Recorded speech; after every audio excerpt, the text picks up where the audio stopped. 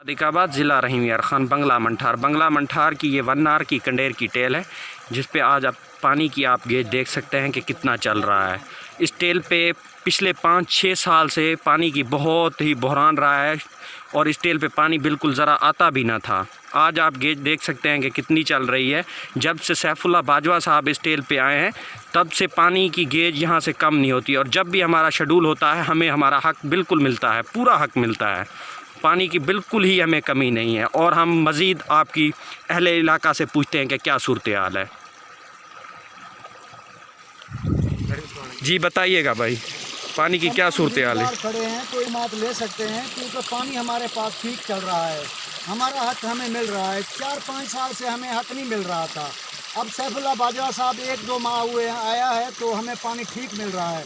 अब जो बड़े ज़िम्मेदार हैं पीछे नहर पे, वो मोगे तोड़ाने की खातिर मोगे नहीं तोड़ने देता और पैप नहीं लगाने देता, तो सब उसके पीछे लगे हुए हैं कि इसका तबादला किया जाए।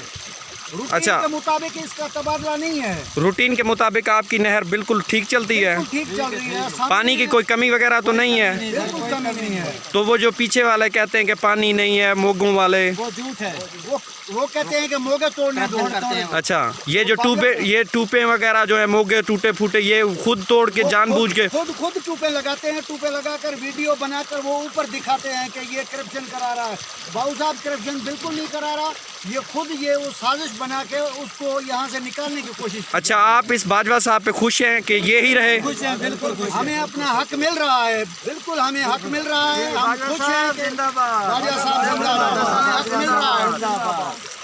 तो पानी की सिप नहीं आई, ना डिग्गियां पानी होंदा, ना कोई पीवन का पानी, ना माल का पानी। लोग अद्धे तो इथों शहर भज गए। असा गरीब ना सियार वजन जोगे ना इत्था वसन जोगे। मेहरबानी महकमा अनार दी जो ओवरसीयर साहब सैफुल्लाह साहब ने बड़ी हिम्मत दे नाल माशाअल्लाह ये 3-4 साड़ियां हमारे चंगियां लगन। असा इवें समझ बड़े शुक्रगुजार हूँ महकमे अनार दे जिन्हें असा को पानी दिता, असा को मर्दियां को मुँह च पानी पाते ने। असा बड़े शुक्रगुजार हूँ। अल्लाह सैफुल्लाह साहब की जिंदगी दराज करे। अल्लाह इन्हां दे बच्चे जड़े ओ उन्हां दी उम्र दराज करे। अल्लाह इहदे बे दर्जे उत्ते करे। असा मर्दियां दे मुँह च पानी पाते ने। ए महकमा अनार दा बड़ा शुक्रिया। ए जड़ा ओवरसीयर सैफुल्लाह साहब हैं असा को बड़े पसंद हैं। अल्लाह इन्हां दी बड़ी जिंदगी करे। अल्लाह इन्हां को बे दर्जे करे, बड़ा अफसर बनावे।